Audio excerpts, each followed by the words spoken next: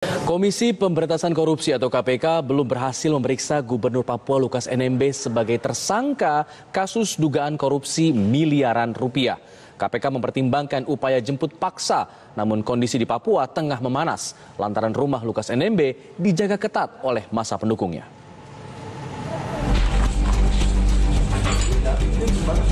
Komisi Pemberantasan Korupsi KPK mengaku kesulitan memeriksa Gubernur Papua Lukas NMB. Sebelumnya, KPK menjadwalkan pemeriksaan terhadap Lukas di Makobrimob Polda Papua, namun gagal. Lukas hanya mengutus kuasa hukumnya untuk menyerahkan surat keterangan sakit. Saat itu penyidik KPK yang berada di Makobrimob Polda Papua digeruduk massa pendukung Lukas.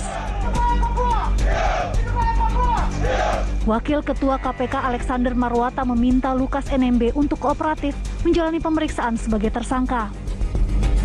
KPK meminta Lukas menjelaskan asal-usul uang ratusan miliar rupiah yang ada di rekeningnya.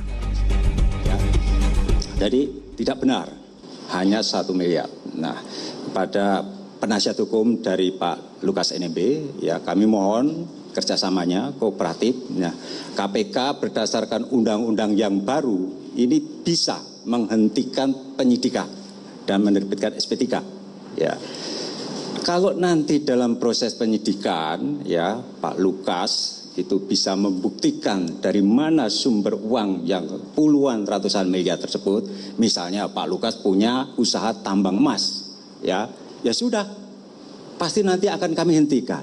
Tapi mohon itu diklarifikasi, ya penuhi undangan KPK, panggilan KPK untuk diperiksa, ya kami akan melakukan pemanggilan, ya. Kembali, ya mohon nanti Pak Lukas dan juga penasihat hukumnya untuk hadir di KPK, ataupun kalau misalnya Pak Lukas ingin diperiksa di Jayapura, kami juga mohon kerjasamanya agar juga masyarakat ditenangkan.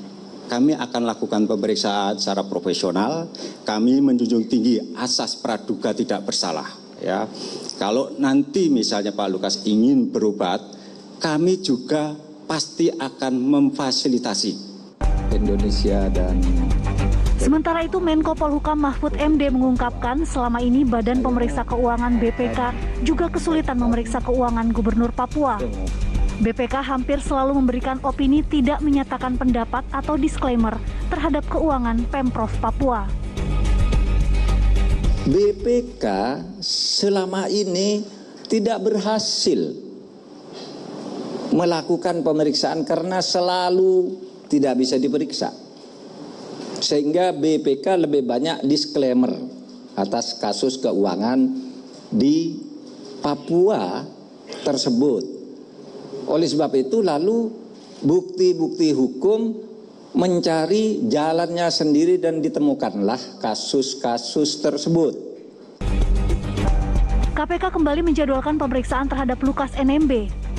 KPK bahkan mempertimbangkan upaya jemput paksa terhadap Lukas, namun kondisi di Papua tidak kondusif. Sejak KPK resmi menetapkan Lukas NMB sebagai tersangka kasus korupsi, rumah Lukas di Koya Tengah, Kota Jayapura dijaga ketat oleh massa pendukungnya yang menamakan diri Koalisi Rakyat Papua. Tim TV One mengabarkan.